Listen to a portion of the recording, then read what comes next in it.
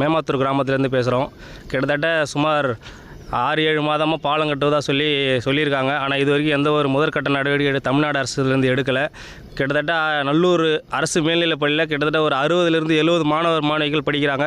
அது இல்லாமல் கல்லூரியில் விருதாச்சலம் அரசு கலை கல்லூரியில் ஒரு 20 மாணவர்கள் படிக்கிறாங்க. எல்லாருமே ஆற்றை கடந்து நடந்து செல்ல வேண்டிய சூழ்நிலையில் தான் இருக்காங்க. ஆனாலும் வேலைக்கு போகிற நபர்களும் இந்த தண்ணிக்கு பயந்துட்டு இது வரைக்கும் யாருமே வேலைக்கு போகிறதில்ல. மாணவிகளும் பள்ளிக்கும் செல்றதில்ல. இது வரைக்கும் தமிழ்நாடு அரசுலேருந்து எந்த ஒரு நடவடிக்கையும் எடுக்கலை. ஆனால் பாலம் கட்டுறதுக்காக 4 மாதங்களுக்கு முன்பே அதோட ஜிஓ ஆர்டர் எல்லாமே வந்துருச்சு. ஆனால் இது வரைக்கும் எந்த ஒரு நடவடிக்கையும் எடுக்கலை. ஒரு அரசு அதிகாரி கூட மேமாத்தூர் என்ன ஆயிடுச்சு, என்ன நிலைமையில் இருக்குது, ஆற்றுல எவ்வளோ தண்ணி போகுது, அங்கே உள்ள கிராம மக்கள் எவ்வாறு பாதிக்கப்பட்டிருக்காங்கன்ற எந்த ஒரு நடவடிக்கையும் இது வரைக்கும் எடுக்கவில்லை. எந்த ஒரு அரசு அதிகாரியும் ஊருக்கு வரவே இல்லை. மாணவிகள் தினமும் குறைஞ்சபட்சம் ஒரு 30 பேராவது பள்ளிக்கு போகாமல் வீட்டில் தான் சுற்றிட்டு இருக்கான்.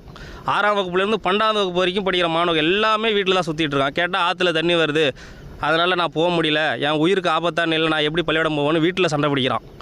இதுக்கெல்லாம் தமிழ்நாடு அரசு ஒரு உரிய நடவடிக்கை எடுக்கணும். உடனடியாக பாலம் கட்டுறதுக்கான வழியை வகுக்கணும். நாங்கள் ஆற்றுல தண்ணி வந்தால் நாங்கள் நடந்து போக முடியல. சில டைம் பேக் நனையுது. பாலம் டக்குன்னு கட்டி விடுங்கண்ணே.